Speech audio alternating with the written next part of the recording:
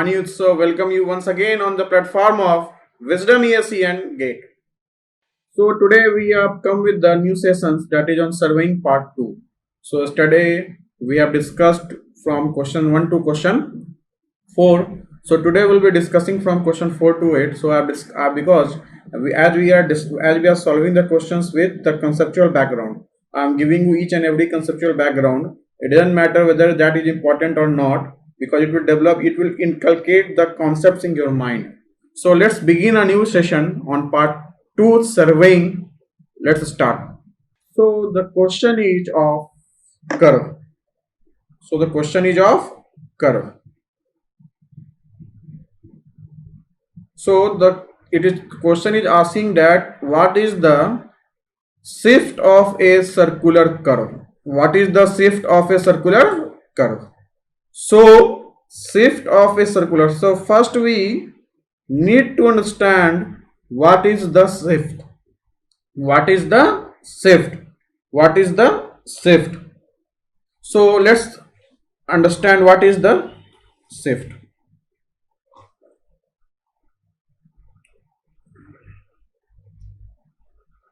As we know that transition curves vary its radius from infinity to radius of the circular curve. So the radius are getting changed. So at the point of junction of circular curve and transition curve, the transition curve should meet at tangentially at that point. Should meet tangentially at that point. So in order to have the tangential junction at the circular curve and transition curve, the original circular curve has to be shifted inwards. Has to be shifted inwards, so that both transition curve and circular curve meet tangentially at its junction. So the amount by which the circular curve is shifted inwards, that is known as shift. That is known as shift. That is known as shift. So first I will write the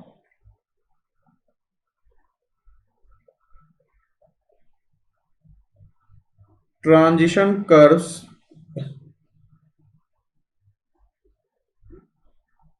are produced at both the ends of circular curve by shifting the main circular curve inwards.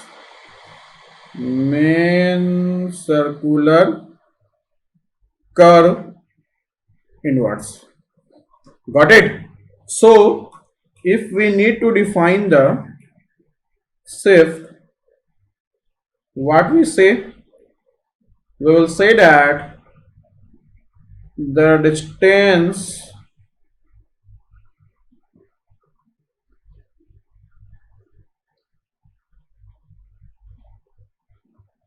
through main circular curve is shifted. Remember, this is very much important. Outward or inwards? It is inwards. Inwards to accommodate the transition curve is known as shift. Known as shift. So I am not going to discuss this answer. Okay, first derive the shift of the circular curve. Then after I will dictate what is the answer. So let's begin with the derivation. So so this is the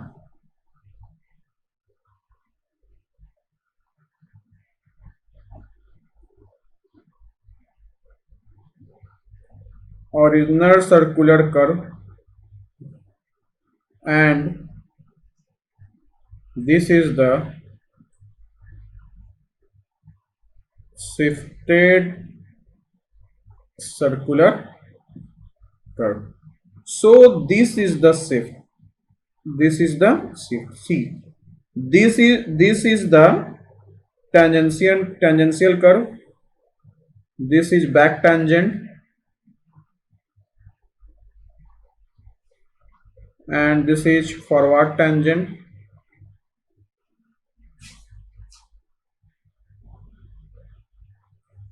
So this is the circular curve. See this one. This is the circular curve. This is the point. This is the point of junction of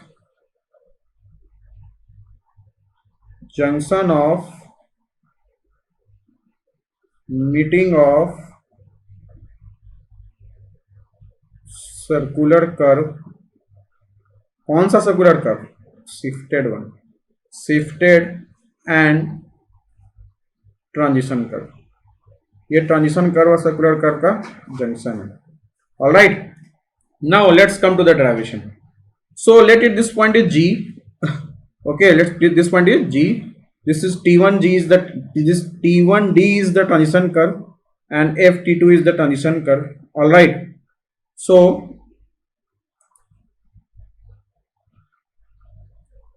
let's write here.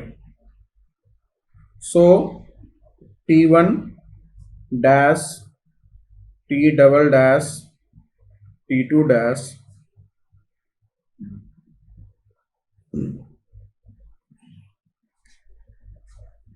points of original curve. All right, D1 D this D1 D this D1 D E F T2. These are the points of shifted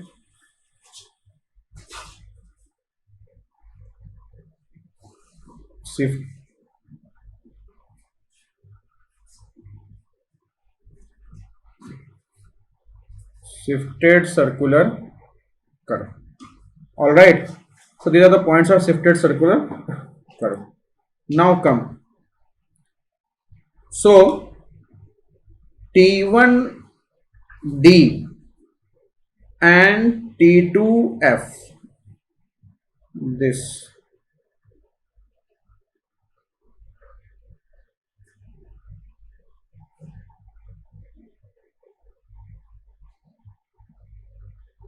one T1D and this one T2F. This is the transition curve. Okay, now this delta S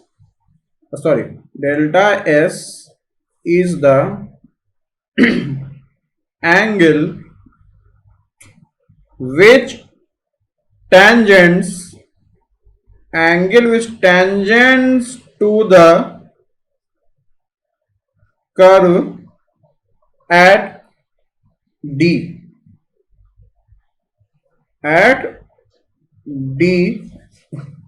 makes with first tangent and T1. First tangent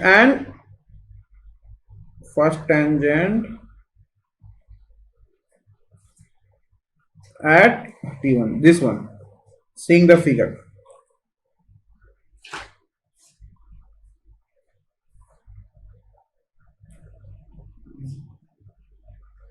Okay, see this figure. All right, so this is the arc.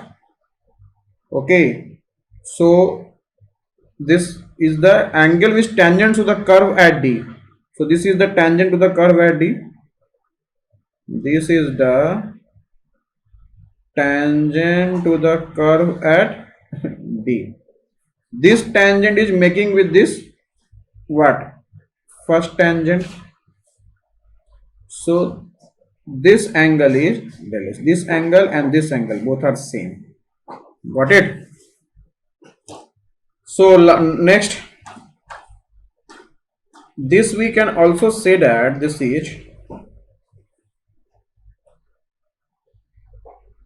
we can also say that this is a spiral angle.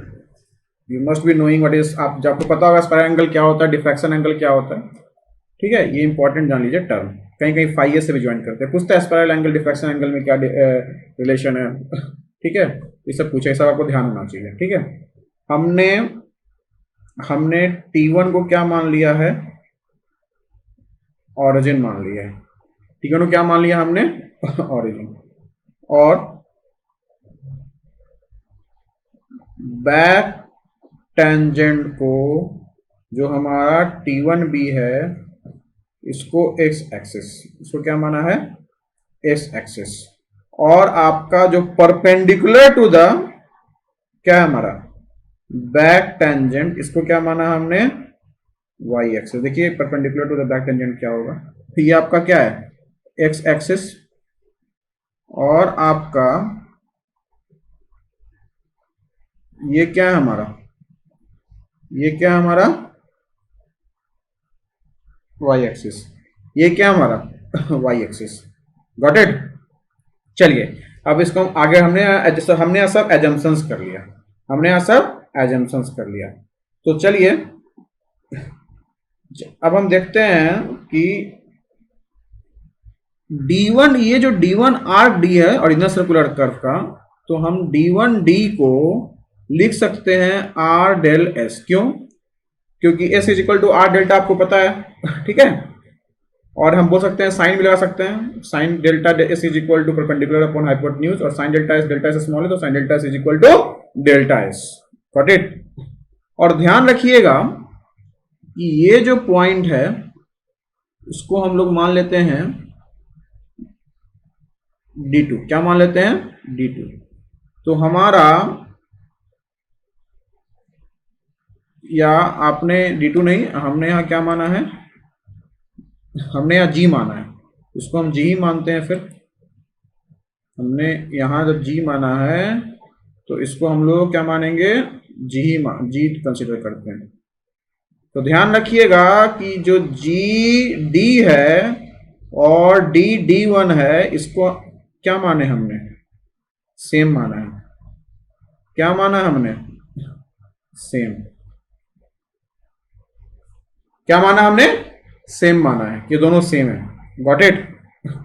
अब हमारा एक property होता है, ठीक है, क्या होता है हमारा, एक प्रॉपर्टी होता है, थोड़ा मैंने शिफ्ट किया है,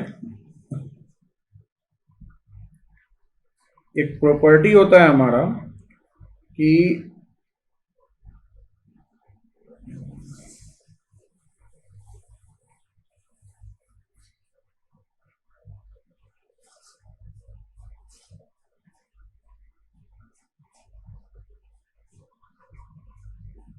ये आपका क्या है, अल्फा एस, ये क्या है, बीटा एस, और आपका ये स्पाइरल एंगल हो गया, ये क्या है हमारा, यहाँ चलिए फाई एस या डेल्टा एस जो हम आपको एज्यूम करना, और ये क्या है हमारा, वाई। तो हमारा जो अल्फा एस होता है हमारा, इसको लिखते हैं L/6R, और जो फाई एस या जो हम फिगर में डेल्टा एस एज्यूम किए इसको लिखेंगे L/2R। तो इसका डेरिवेशन है, हम डेरिवेशन की तरफ नहीं जा रहे हैं, तो ये जो है इंपॉर्टेंट डेरिवेशन है, ये आपको इसी का हम एप्लीकेशन है। और यहाँ हमारा ये क्या है, डेल्टा एस है, ये क्या हमारा यहाँ डेल्टा एस है। तो अब क्या करेंगे, इसी का हम लोग क्या करेंगे, हम एप्लीकेशन करेंगे, ठीक है। तो चलिए ये अब क्या है हमारा, जी है। तो हमारा अब हम क्या करेंगे यहाँ कि जो हमारा D1 डी था जो हमने लिखा आर डेल्टा एस, तो डेल्टा एस जगह पे लिख दिया एल अपॉन टू आर, ये क्या आ गया एल अपॉन टू। अब देखिए D1D जो हमारा एल अपॉन टू है, तो जब D1D एल अपॉन टू है तो D1 तो आपका D1D जो हम माने हैं किसके बराबर, GD के बराबर, इसका मतलब ये भी L बाई टू है। अब देखिए आपका ये वाला चीज अगर आपका क्या है L है और ये आपका क्या है L बाई टू है, ठीक है, इसका मतलब ये जो है आपका ये क्या है मिड पॉइंट है, ये क्या हमारा मिड पॉइंट है, तो इसका मतलब कि at G transition curve is bisected, transition curve क्या है हमारा बाइसेक्टेड है, ठीक है।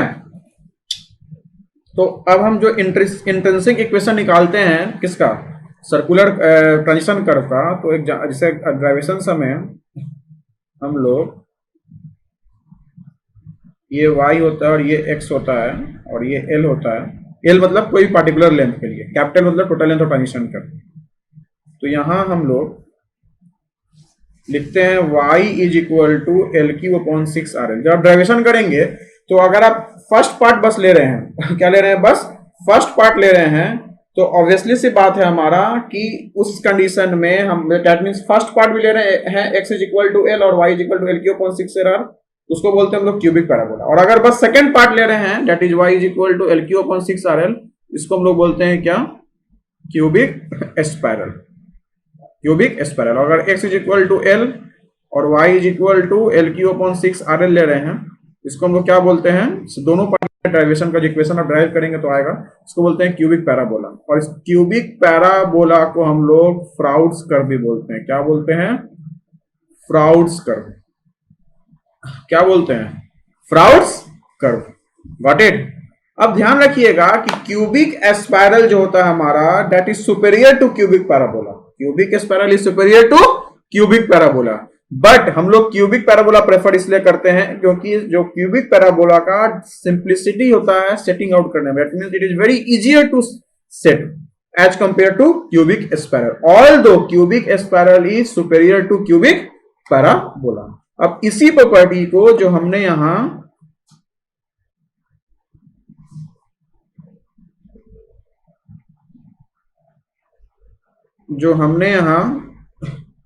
इसी प्रॉपर्टी को हम क्या करेंगे आगे यूज करेंगे।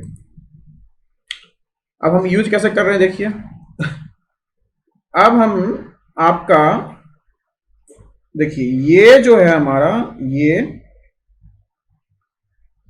हमारा दोस्त y है और ये क्या है x, तो आपका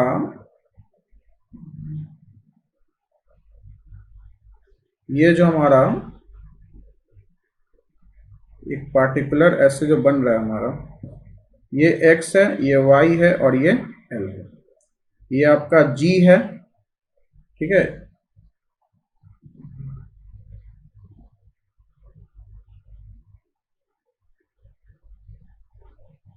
ये हमारा क्या है T1 डैश, ये हमारा T1 डैश है। तो ऑब्वियसली सी बात है हमारा कि एट G या हम ये G माने, तो अगर y इसको मान रहे हैं और ये x डैश है और ये क्या हमारा x है, ठीक है, ये T1 डैश है, तो इस पॉइंट पे G मान लिए, तो at G y is equal to L Q upon 8 into 6 into R into L, क्योंकि आपका जो ये लेंथ है ये L बाई 2 है, जो हमने यहां कहां प्रूफ किया,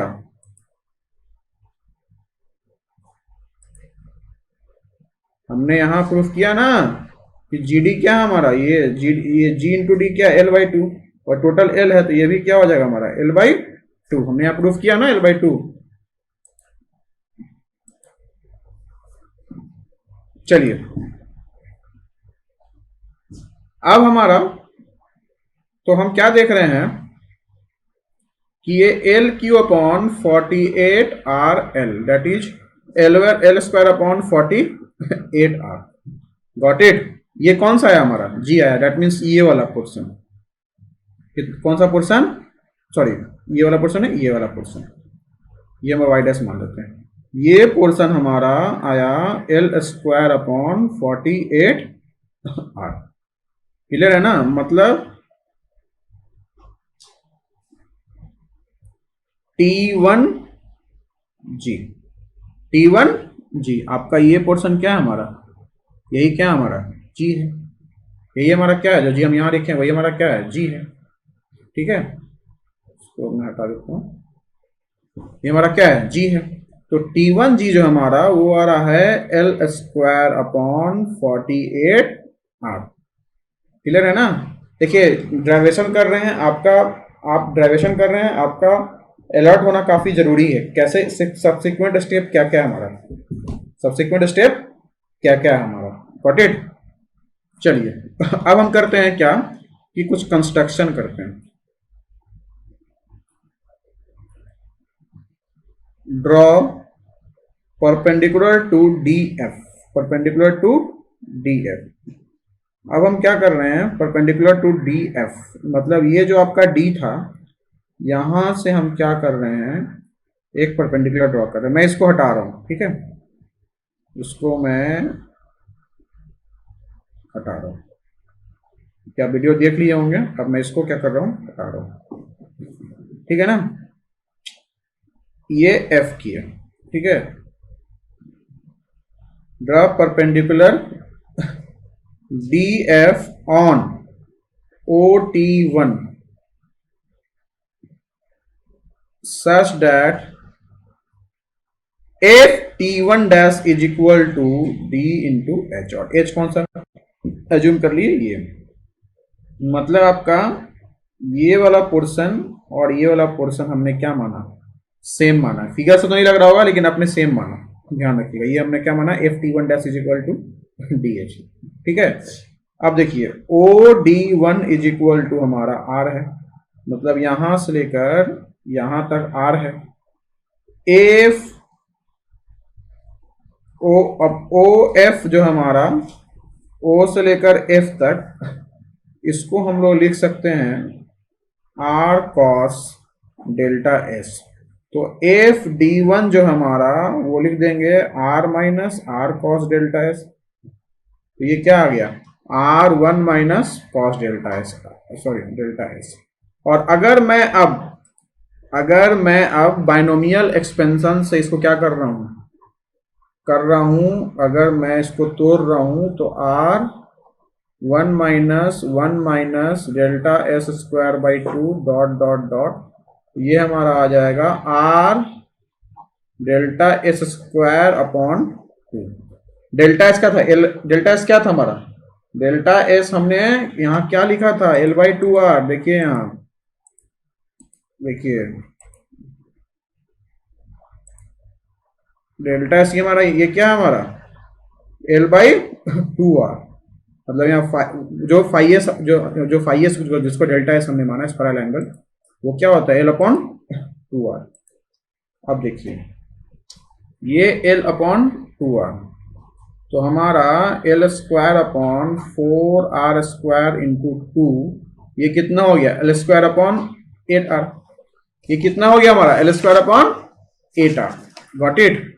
ये क्या है हमारा एफ, ये हमारा आया एफ डी वन, ये वाला पोर्शन है। अब देखिए शिफ्ट क्या होगा मेरे दोस्त, यही तो हमने शिफ्ट माना, ठीक है, यही तो हमने शिफ्ट माना, यही तो हमारा शिफ्ट है। और ये ओरिजिनल सर्कुलर कर्व है और शिफ्टेड सर्कुलर कर्व है, इनवर्स हो रहा है ना। तो शिफ्ट हमारा क्या है, F T one dash minus F D one. F T one हमने क्या निकाला, F T one L square upon 6r minus F D one L square upon 8r is equal to L square upon 24r। अब देखिए जनाब, ये जो आपका है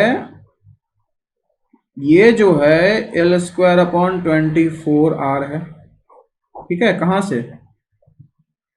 यहां से। कहाँ से? यहां से। और आपका ये पोर्शन क्या था? जी। और ये कितना आ रहा था? L square upon 12R। देखिए मैं यहाँ दिखा रहा हूँ, sorry, L square upon 48R, L square upon 48R। तो जब आपका ये आपका एल स्क्वायर अपॉन 48R आ रहा था, मतलब इस दो पूरे का हाफ, पूरे का हाफ आ रहा था। इसका मतलब कि ये जो जी है ये शिफ्ट का भी क्या है? मिड पॉइंट है। जी जो है शिफ्ट का भी क्या हमारा? मिड पॉइंट है। तो हम क्या कंक्लूजन कर रहे हैं? तो कंक्लूजन क्या निकाल रहे हैं हम कि transition curve is bisected at point of joining the point of curve of initial circular curve to the center, to the center।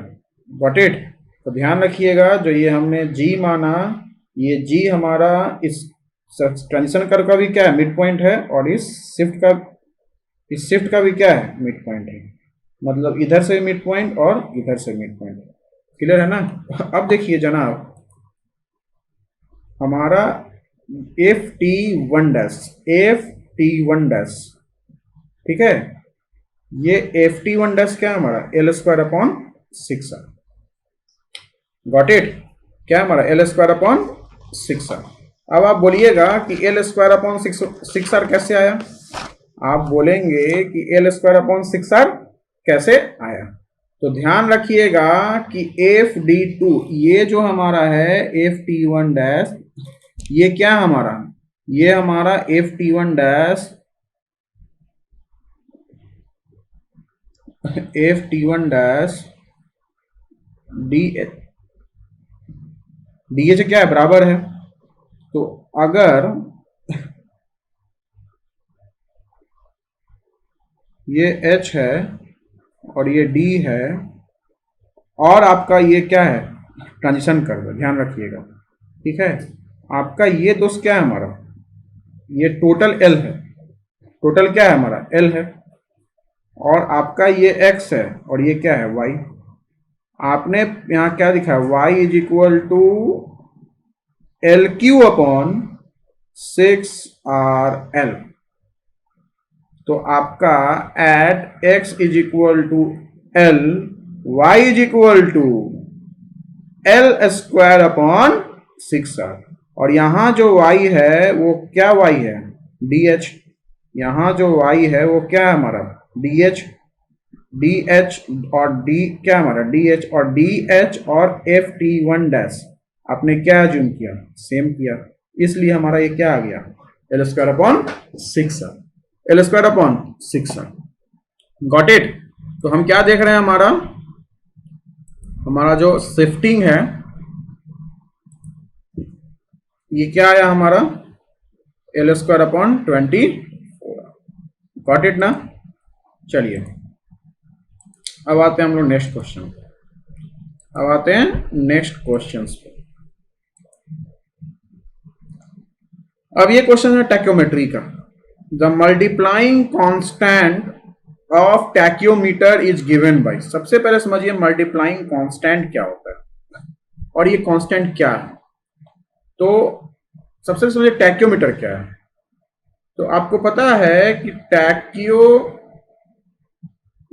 जो होता है एक इंस्ट्रूमेंट है जो हॉरिजॉन्टल प्लस वर्टिकल डिस्टेंस, ध्यान रखिएगा, एंगल्स नहीं, डिस्टेंस, वर्टिकल और हॉरिजॉन्टल, वर्टिकल डिस्टेंस, एंगल्स के लिए हम यूज करते हैं टेडोलाइट। ऑलराइट, चलिए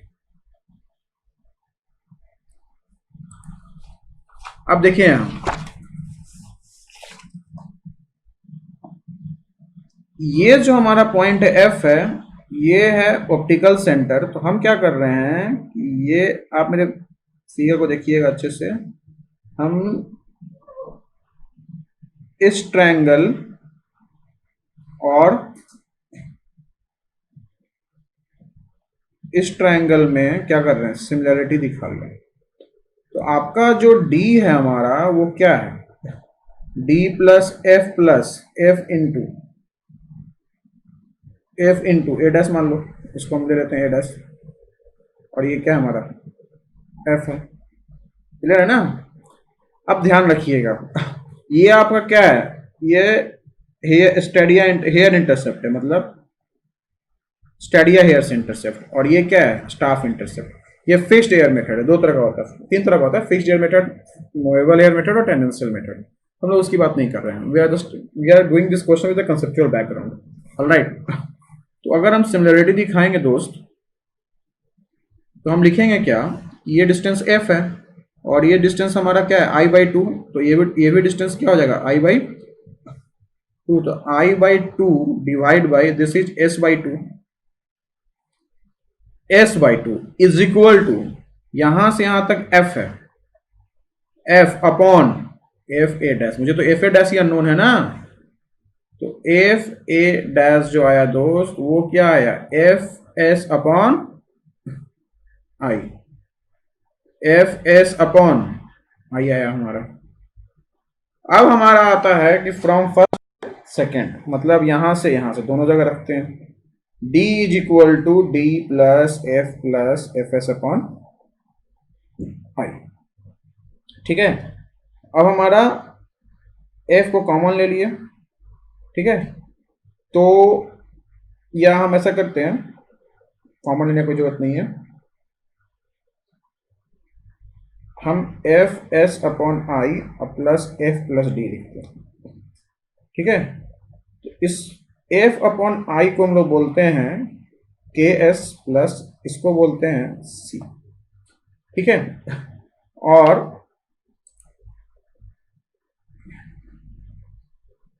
यही आपका जो के होता है हमारा, इसको बोलते हैं मल्टीप्लाइंग कांस्टेंट, और सी जो होता है इसको बोलते हैं एडिटिव कांस्टेंट। क्या बोलते हैं, एडिटिव कांस्टेंट।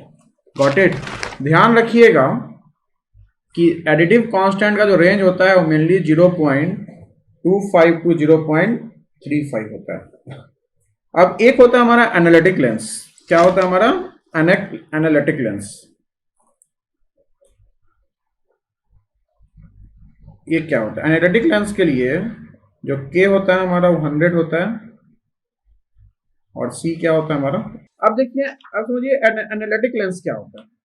तो एनालिटिक लेंस जो होता है हमारा, ये स्पेशल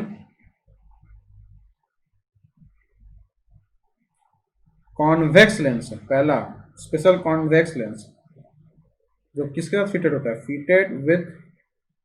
फिटेड बिटवीन द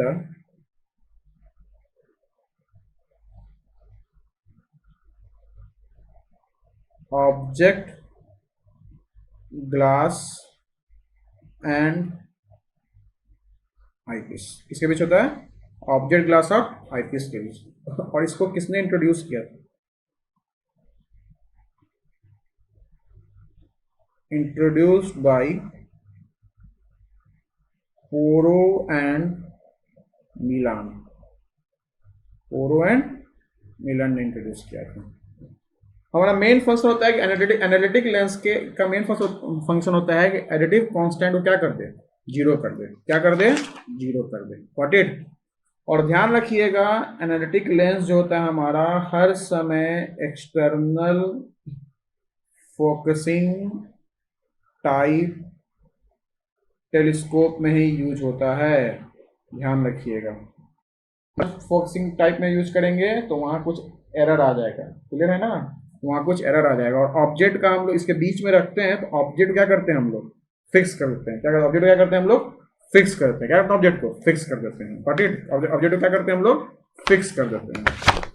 चलिए अब एक बात और समझिएगा, एडवांटेज क्या है, जो कैलकुलेशंस होता है वो क्या हो जाता है हमारा, इजी इजी हो जाता है। क्या हो जाता है हमारा, इजी हो जाता है। ये हमारा क्या है, एडवांटेज है। ये क्या हमारा एडवांटेज है, गॉट इट। चलिए इसमें लिखने की कोई जरूरत नहीं है, तो इसका पहले हम लोग आंसर लिख लें। तो हमारा आंसर क्या आया, ये एफ अपॉन आई। और ध्यान रखिएगा एफ क्या हमारा फोकल लेंथ है, और F is equal to 1 upon F is equal to क्या लिखते हैं, 1 अपॉन f2। एक focal length of the lens objective, एक आई पीस। एक f1 कौन सा डिस्टेंस होगा, ऑब्जेक्ट से लेके यहां तक का, ठीक है। और एक कहाँ होगा, f से लेकर एक हमारा ये हो जाएगा जो टैक्योमीटर का वर्टिकल डिस्टेंस वो, और एक क्या होगा हमारा यहाँ से लेकर इमेज तक का, ठीक है। v क्या हमारा और u क्या हमारा, ठीक है, ऑब्जेक्ट डिस्टेंस और इमेज डिस्टेंस, गॉट इट। चलिए अब हमारा the tacheometric formula for horizontal distance using inclined sight through theta is obtained by multiplying. देखिए यहाँ हमारा क्या है, इंक्लाइंड साइड से, क्या हमारा इंक्लाइंड साइड्स। तो अब जिसके लिए हम ड्राइवेशन देखते हैं कि क्या होता है ड्राइवेशन। अब हमारा स्टाफ हेल्ड वर्टिकल, अब देखिए यहाँ हमने यहाँ स्टाफ को वर्टिकल हेल्ड किया, ये आपका टैक्योमीटर है, ये डिस्टेंस है। तो आपका जो स्टाफ आ रहा है और ये हमारा क्या है, लाइन ऑफ साइट, ये लाइन ऑफ साइट से। तो यहाँ जो लाइन ऑफ साइट है ये परपेंडिकुलर नहीं है, ध्यान रखिएगा। लाइन ऑफ साइट जो होता है वो हर समय परपेंडिकुलर टू द स्टाफ होना चाहिए। तो हम यहाँ d इज इक्वल टू के सी प्लस सी यूज नहीं कर सकते हैं, क्लियर है, नहीं यूज कर सकते हैं। तो जनाब हम क्या करेंगे कि यहां से एक परपेंडिकुलर ड्रॉ करेंगे, ये हमारा परपेंडिकुलर हो गया। तो अगर हम इसको एस डैश लिखते हैं, क्लियर है ना, इसको एस डैश लिखते हैं तब हम क्या लिख सकते हैं, डी के एस डैश प्लस सी। और ध्यान, सॉरी डी नहीं, यहां लिखेंगे हम लोग एल।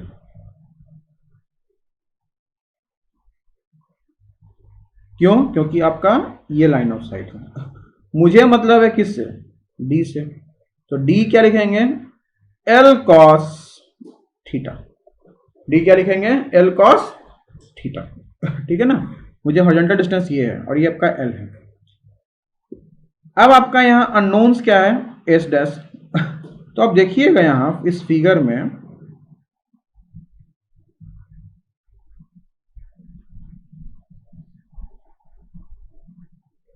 ये आपका ए है, ये ए डैश है और ये सी है। ये थीटा है और ये 90 है, तो ऑब्वियसली से बात है दोस्त, ये क्या होगा 90 माइनस थीटा, क्या है 90 माइनस थीटा। इसका मतलब कि ये अगर आपका 90 माइनस थीटा है और ये 90 है दोस्त, तो ये क्या हो गया थीटा, ये क्या हो गया हमारा थीटा, क्लियर है ना। जब ये थीटा है तो ये भी क्या हो गया दोस्त, थीटा। अब ये आपका अल्फा है, ठीक है ना, और ये आपका 90 है, तो ये क्या हो गया 90 माइनस अल्फा। हमने यहाँ 2 अल्फा माना है, तो ये अल्फा, अगर अल्फा मानोगे तो अल्फा बाई 2 हो जाएगा, ठीक है ना। तो हम क्या देख रहे हैं कि आपका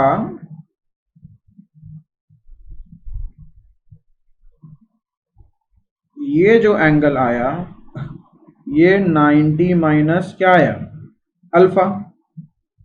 और अल्फा इतना छोटा है किसको हम क्या मानेंगे, 90 डिग्री। तो आपका जनाब ये अगर s बाई टू है, ये जो है हमारा s बाई टू है, क्योंकि ये पूरा क्या है हमारा, ये पूरा क्या है हमारा s है, ये हमारा पूरा s है। तो ये क्या होगा हमारा s बाई टू, ध्यान रखिएगा ये s बाई टू। अगर ये s बाई टू है और ये 90 हमने अप्रोक्स मान लिया और आपका ये थीटा है, तो ऑब्वियसली सी बात है कि ये क्या होगा आपका s by two cos theta. ये क्या हो गया, s by two cos theta, हमने ट्रायंगल लगा दिया। तो इसका मतलब कि आपका ये आ गया के, ये नीचे भी s बाई टू, ऊपर भी s बाई टू, ये भी क्या हो गया हमारा s by two cos theta. तो K S cos theta plus C, तो ये क्या आ गया K S cos square theta plus C cos theta. Got it, ये क्या है K square cos theta plus C cos theta. तो हम, और आपका जो v आएगा ये हमारा v है। तो आप हम v की बात करते हैं अगर दोस्त, तो अगर हम v की बात करते हैं, ठीक है, तो आपका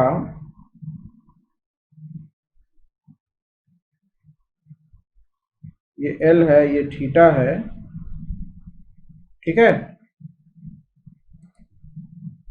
और आपका ये क्या है हमारा, ये हमारा v है, ठीक है। तो हमने ये हमारा क्या है COQ, COQ। तो आपका v इज इक्वल टू क्या लिख दिए, L sine theta, L sine theta. तो हम क्या देख रहे हैं, v is equal to L क्या है K S cos square, K S cos theta plus C cos theta into plus C नहीं सॉरी प्लस सी आएगा हमारा, यहाँ देखिए यहाँ सी है। तो हमने यहाँ यहाँ यहाँ हटा देंगे, ये सी आ गया। तो हम क्या देख रहे हैं, साइन थीटा। तो ये क्या आया K S sine two theta by two plus C sine theta. तो हमने क्या देखा कि इस केस में हमारा दो आया, D is equal to K S cos square theta plus C cos theta as well as v is equal to K S sine two theta plus C sine theta. और ध्यान रखिएगा एंगल ऑफ एलिवेशन और angle of depression के लिए दोनों formula क्या हमारा valid है, क्या हमारा वैलिड है। और अगर मुझे आर एल ऑफ बी देखना है, इसका आर एल देखना है, चलिए पी देखना, आर एल ऑफ पी। तो अगर मैं आर एल ऑफ पी देखना चाहूंगा तो क्या लिखूंगा, हाइट ऑफ इंस्ट्रूमेंट, यही हमारा क्या है हाइट ऑफ इंस्ट्रूमेंट है। इसमें से वी को क्या करेंगे माइनस करेंगे, और इसमें से ये एच को क्या करेंगे माइनस करेंगे। अब यही अगर हमारा फॉर एंगल ऑफ डिप्रेशन होगा तो यही चीज हमारा H I minus V minus H, ठीक है। अब कैसे होता है देखिए, या इसको आप हटा ही दीजिए,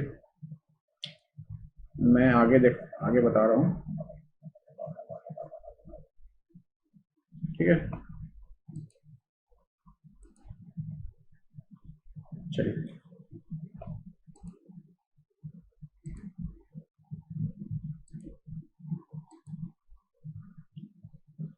अब जैसे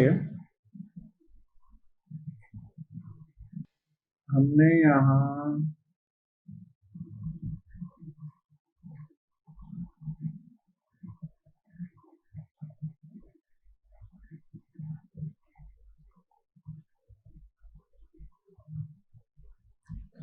ये पर क्या है हमारा फर्स्ट रीडिंग, ये क्या है हमारा फर्स्ट रीडिंग, ये क्या है हमारा सेकेंड रीडिंग।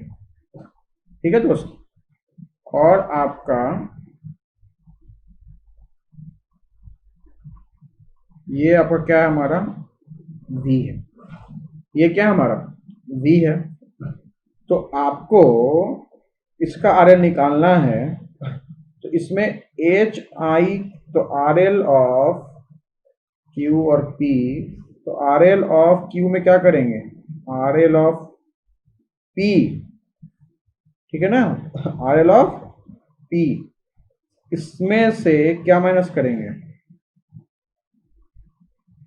ये अब क्या है हमारा, ये आपका क्या है, ये हमारा H है, ये जो हमारा वो क्या है हमारा H है, ठीक है ना। तो इसमें से V और H दोनों क्या करेंगे माइनस कर देंगे। तो आप देखिएगा यहाँ माइनस V हो रहा है, और हमने यहाँ मुझे इसका RL निकालना था ना, इसका RL निकालना था। तो यहाँ भी हम यहाँ भी क्या कर रहे हैं RL ऑफ C, जो अगर RL ऑफ C निकालना है, ये RL किसका है B का है, अगर RL ऑफ C की बात करेंगे और RL ऑफ यहाँ C की बात करेंगे तो HI RL ऑफ C, इस C के RL में इस HI में V को क्या करेंगे V को ऐड करेंगे, V को क्या करेंगे हम लोग इसमें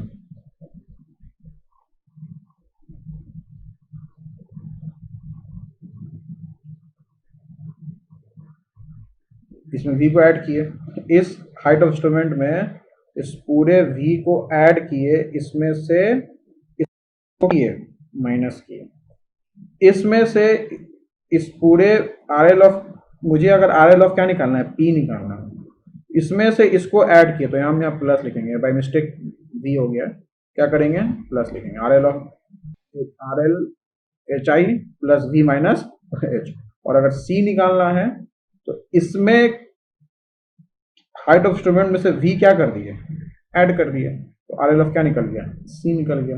तो इस तरह से ये फॉर्मूला कब है, कब वैलिड है, जब स्टाफ हेल्ड क्या हमारा वर्टिकल है, क्या हमारा वर्टिकल है। और वही अगर हम आते हैं staff normal to the line of sights. अब यहाँ देखिए कि ये हमारा इंक्लाइंड है, लेकिन ये जो लाइन ऑफ साइट है ये नॉर्मल है, तो लेकिन इसका मतलब ये जो डिस्टेंस है ये अगर L है, तो ये डिस्टेंस क्या लिखेंगे हम लोग L cos थीटा, क्या लिखेंगे L cos थीटा। लेकिन मुझे तो स्टाफ के वर्टिकल लाइन से इंस्ट्रूमेंट के वर्टिकल लाइन चाहिए, मतलब ये डिस्टेंस चाहिए, मतलब मुझे ये डिस्टेंस क्या करना होगा ऐड करना होगा। तो अगर आपका ये डिस्टेंस h है, ये डिस्टेंस क्या है h, ये जो यहाँ r माना हम h मान लें, और आपका ये थीटा है और ये 90 है, तो ये 90 माइनस 2 थीटा, ये क्या हो गया थीटा, ये और ये क्या है पैरेलल है, तो ये भी कितना हो गया थीटा, ये थीटा हो गया, ये क्या हो गया h हो गया, तो ये क्या लिखेंगे h साइन थीटा, और ये वाला मेरे कर्सर पे देखिएगा C डैश Q, और ये ऊपर वाला B और B डैश दोनों क्या है सेम। तो यहाँ D इज इक्वल टू क्या आ गया L cos थीटा, मतलब KS प्लस C अब प्लस H साइन थीटा, तो KS plus C cos theta plus H sine theta. V is equal to V, मुझे V किससे मतलब है, इससे मतलब है, तो V इज इक्वल टू क्या आ गया KS plus C sine theta. ये कब के वैलिड है एलिवेशन, एंगल ऑफ एलिवेशन के लिए, ठीक है। अगर आप एंगल ऑफ डिप्रेशन की बात करेंगे तो सेम कहानी होगा, आपका ये वाला वैल्यू जो है हमारा वो क्या लिखेंगे, यहाँ अगर थीटा ले रहे हो L cos थीटा, ठीक है दोस्त, ये थीटा है आपका दोस्त, ठीक है, ये 90 है, तो ये भी क्या हो गया थीटा। अब आपका हमने यहाँ तक लिखा, तो ध्यान रखिएगा कि आपका ये V है और ये R है, तो ये आपका ये ये आपका क्या है, थीटा है, तो ये 90, ये हमारा 90 है और ये 90 है, ठीक है, तो ये 90 माइनस थीटा हो गया, ठीक है, तो ये क्या हो गया हमारा थीटा, तो ये भी क्या हो गया हमारा थीटा, ये थीटा हो गया, ये हमारा एच हो गया, तो दोस्त ये क्या आएगा एच साइन थीटा। जब ये साइन थीटा होगा तो ये वाला और ये वाला क्या है हमारा सेम है, तो यहाँ भी हमारा क्या आ रहा है L cos theta plus H sine theta ही आ रहा है, L cos theta plus H sine theta ही आ रहा है। लेकिन यहाँ ध्यान रखिएगा कि हमारा जब आर एल लिखते हैं तो एक में एच साइन थीटा ऐड होता है और डिप्रेशन में एच साइन थीटा क्या होता है माइनस होता है। अब जैसे मान लीजिए इसका आर एल लिखना है तो आप हाइट ऑफ इंस्ट्रूमेंट में से इस हाइट ऑफ इंस्ट्रूमेंट में से आपका ये जो v आ रहा है इस v को क्या कीजिएगा माइनस कीजिएगा, साथ साथ इसको भी क्या कीजिएगा माइनस कीजिएगा। मतलब यहाँ आर एल ऑफ क्यू में height of instrument minus v minus H cos theta, मतलब ये एच कॉस थीटा क्या करेंगे माइनस करेंगे। और वही अगर हम एंगल ऑफ एलिवेशन में जाएंगे तो हम मुझे अगर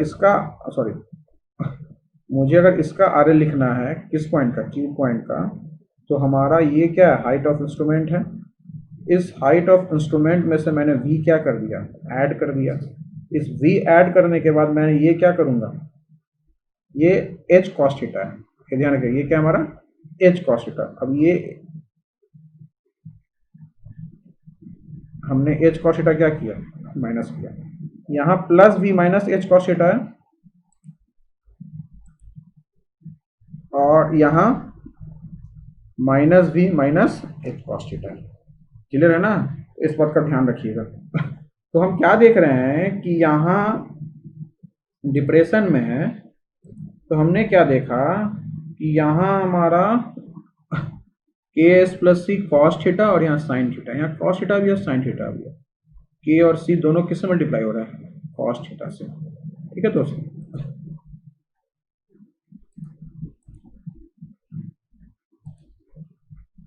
यहाँ भी दोस्त क्या देख रहे हैं हम लोग,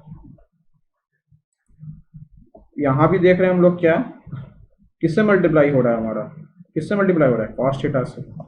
इसका मतलब कि जो कांस्टेंट है वो किससे मल्टीप्लाई होगा, किससे कॉस थीटा से, किससे मल्टीप्लाई होगा कॉस थीटा से।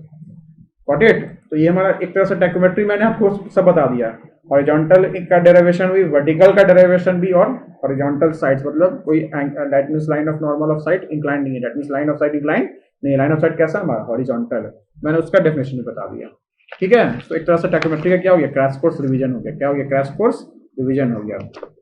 चलिए अब हम नेक्स्ट क्वेश्चन स्टार्ट है, इस बारे हम लोग नेक्स्ट क्वेश्चन में।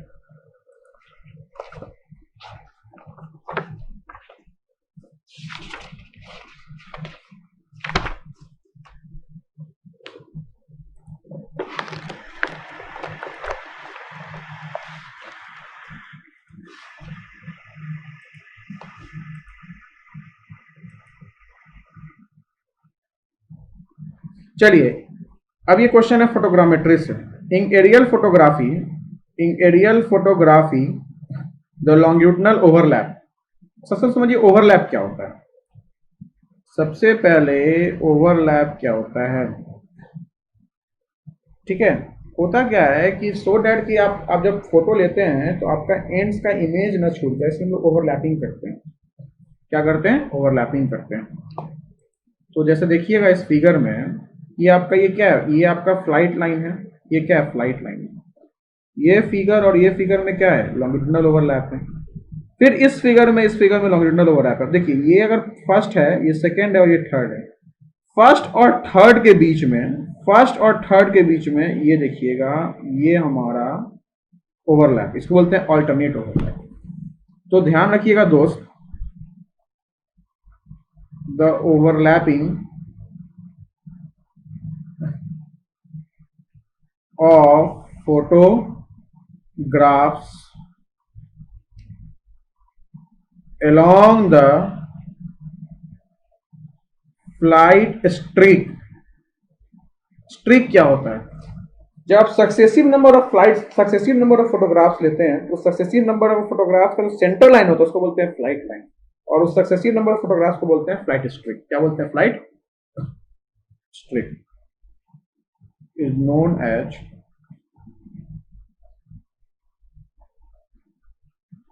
लॉन्गिट्यूडनल ओवरलैप, और एंड ओवरलैप भी बोलते हैं लॉन्गिट्यूडनल ओवरलैप को, और फॉरवर्ड ओवरलैप भी बोलते हैं, और सिंपली ओवरलैप। ध्यान रखिएगा, इंपॉर्टेंट है एग्जामिनेशन के लिए। लेते हैं कितने परसेंट? 60%। तो इसका आंसर क्या होगा? 60% होगा। ठीक है, अब ये क्यों नेसेसरी है? This type of coverage is necessary to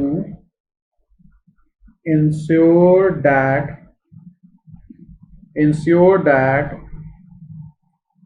at least कितना? कम से कम at least twice, 2 bar, at least twice, या इसको मैं हटा दूं,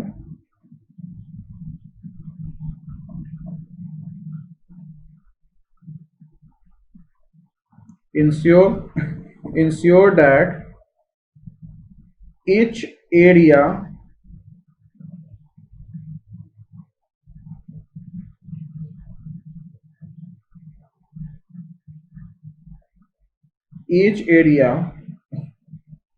on the ground is covered at least twice. Each area is on the ground is covered at least twice. 2 बार कर ले, so that its 3D geometry is covered. इसका 3D geometry अच्छे से बनता है। ठीक है, चलिए नेक्स्ट आता है हमारा ट्रिपल ओवरलैप। एक और आता है हमारा, ये एक नया चीज मैं आप लोगों को बता रहा हूं, ट्रिपल ओवरलैप। ठीक है, इसको यूज करते हैं हम लोग 20%। कितना परसेंट? 20%। इसको हम लोग ऑल्टरनेट ओवरलैप भी बोलते हैं। क्या बोलते हैं? Alternate overlap. This is provided to ensure the proper connection from one pair of photograph to the next pair। Example में मोज़ैक जान लीजिए, जो रफ टेरेन के लिए यूज होता है हम लोग का। ठीक है,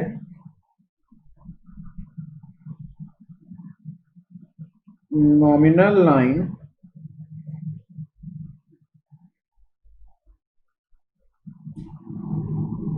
passing through middle of successive photographs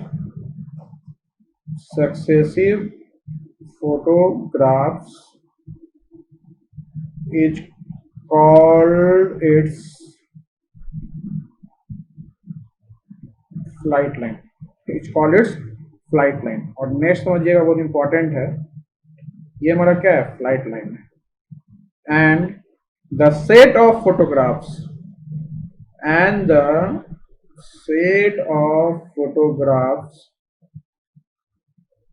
in one line is called streak।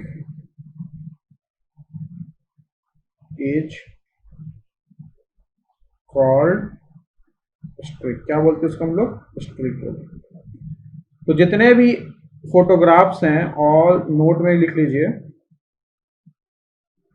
all the photographs must have an end overlap of कितने परसेंट 20%.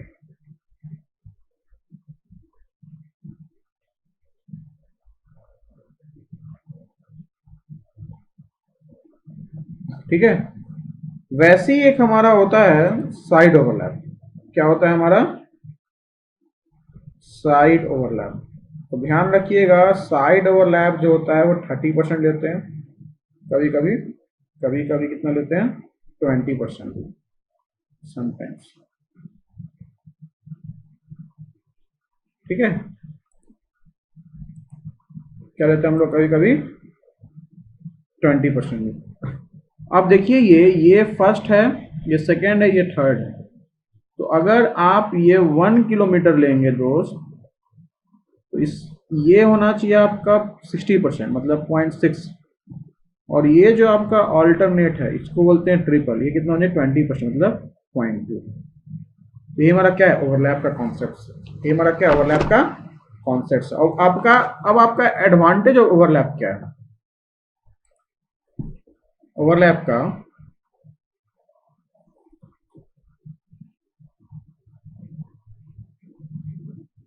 Advantage of overlap.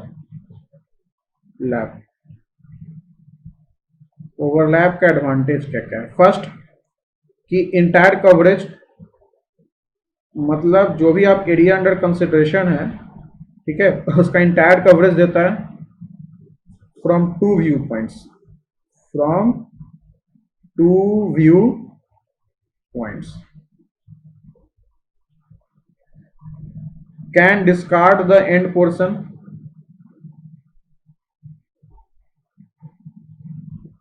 हम लोग एंड पोर्शन को डिस्कार्ड कर सकते हैं. And consider only centre portion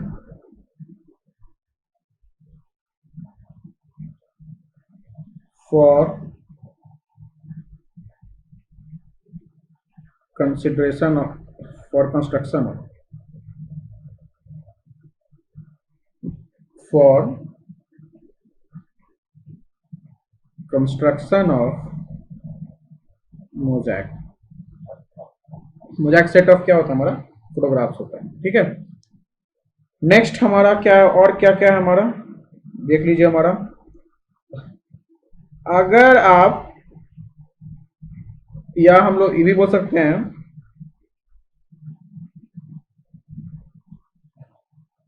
कि अगर आपका जो डिस्टॉर्शंस क्रिएट होता है, distortions caused by the tilt and relief are more pronounced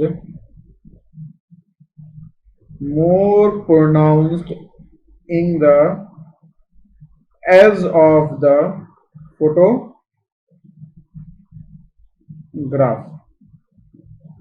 because such portions can be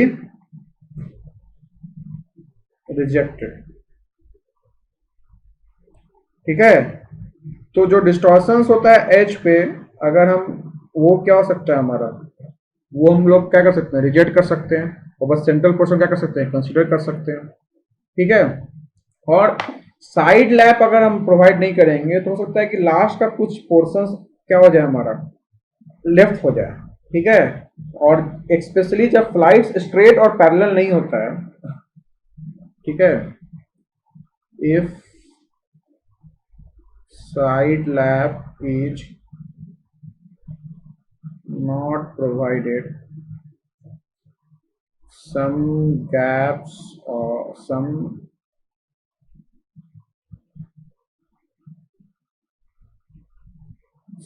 gaps are left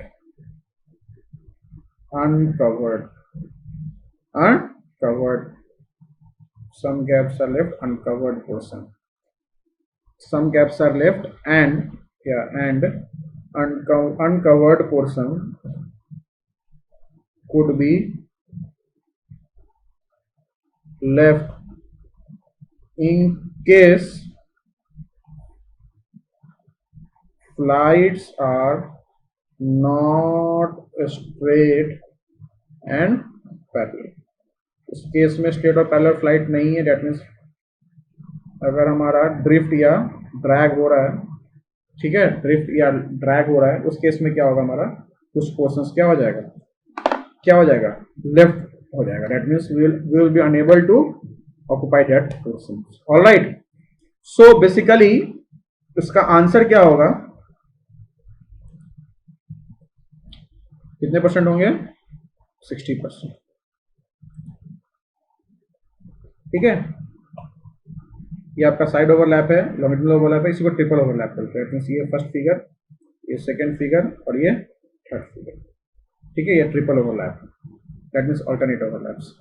So basically today we have completed our second session, I mean first session part 2 for surveying. So I hope आप लोग कुछ नया सीखे होंगे part first में, जिसमें मैंने derivation कराया था सैक करेक्शन का, और उस सैक करेक्शन से the number of questions, objective questions can be asked in other examinations. So my intention is not to provide the only solutions of UPPCAE examinations. Rather, we are focused on the conceptual background. That means something you should learn from the questions. If your background is, I mean your concept is clear. Okay. So जो students जो already जिन्होंने पढ़ाई नहीं कर रखी होगी, they might be facing some problems because the full-fledged class is not going on. We are training a conceptual background for the questions. So from that questions I am trying to dictate or explain as much concept as I can from that particular questions. So today we have finished the session. I hope you must have enjoyed this session, and if you like this session, if you want to get some knowledge on if you want to get some concepts, if you wish to learn something new, if you wish to revise, because we are coming with the new sessions, that is GATE thematic series, Avyan GATE 2021 series. So in the coming days a parallel video will be uploaded on this Wisdom YouTube channel for the Avyas GATE 2021. So thank you.